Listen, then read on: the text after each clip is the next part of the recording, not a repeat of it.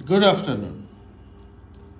একটা অনেক traditional variety উত্তরপ্রদেশের, সেটা হলো লখনৌ সফেদা।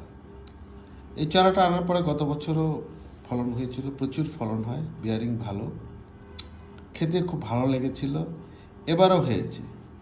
গতবার খাওয়ার পরে কিছু চারা করলাম, আরও কিছু এক্সপ্যানশন করেছি। এটা একটা ট্রেডিশনাল ভ্যারাইটি অফ উত্তরপ্রদেশ।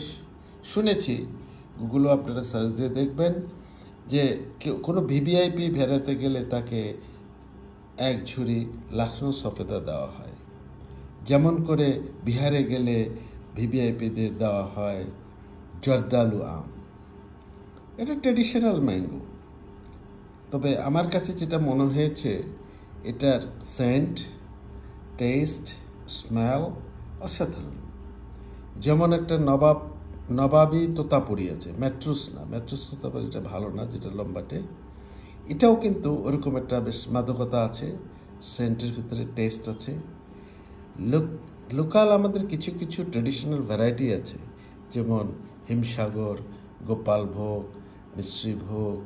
এগুলো কিন্তু অসাধারণ জাত, শুধু মাত্র আমরা কমার্শিয়ালি করতে পারি না, বিকজ অফ লাইফ টাইম খুবই কম, খেতে বড় অসাধারণ।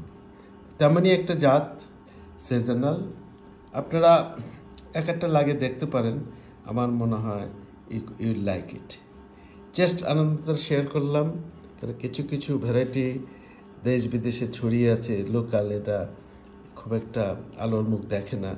তার মাঝেও গুজরাটেও কিছু ভ্যারাইটি আছে যেটা অনেক সুস্বাদু, অনেক ভালো, লোকাল ভ্যারাইটি।